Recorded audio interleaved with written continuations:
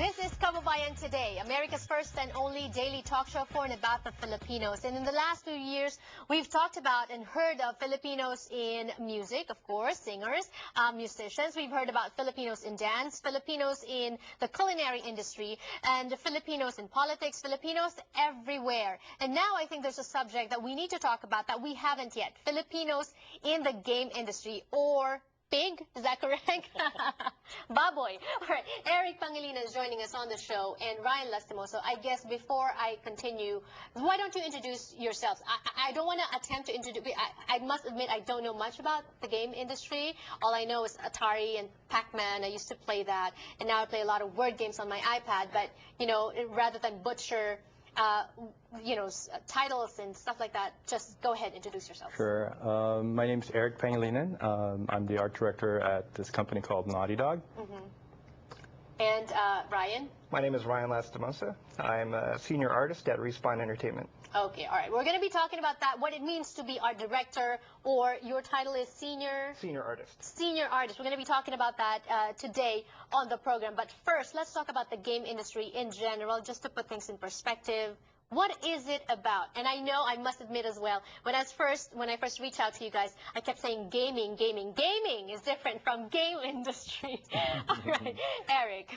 Well, we probably have to go back really far. It's game industry. The most popular story about the game industry is about this guy named Nolan Bushnell. Okay. He basically, back in, I think, late 60s, early 70s, he got inspired by this prototype of a ping pong game that he saw made by Ralph Baer. And he made this prototype called Pong. And he placed this device in a bar. And just to see how it would go, he put it next to a pinball machine, and then he wanted to see if it's going to be popular, work out. In a bar. So, in a bar. In a bar, in a bar. Of course. Back then, that's where you had pinball machines, like in a tavern.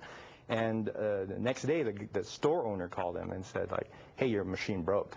And I was like, oh my God. Like, so they go checked it out, and they found out that it was broken because too many people using it. Too many people using it, and the box that held all the coins just didn't have any more room. Oh, wow. So they were like, okay, I think we can fix this problem. Right, so from that on, they set up a company called Atari, and they started marketing all these Pong games. Which I had an Atari when I was growing up. It was fun. I played the circus, I played Pac-Man and Mrs. Pac-Man as well. Now, from coins to $20 to $25 billion industry. Ryan, wow. I actually think it's more than that. In 2012, global figures were upwards to 80 to 85 billion.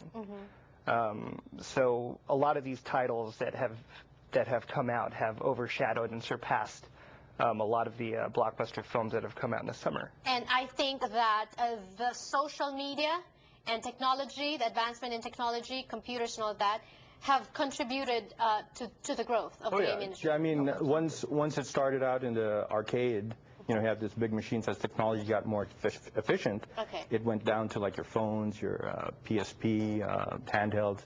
Now it's like in the internet, in the computers. So it's all over the place. Right, and this is just the start. It's all over the place. And when we talk about Filipinos being all over the place, there are Filipinos in the game industry. Two of them are here joining us, and we'll talk about more when we return on the show. Don't go away.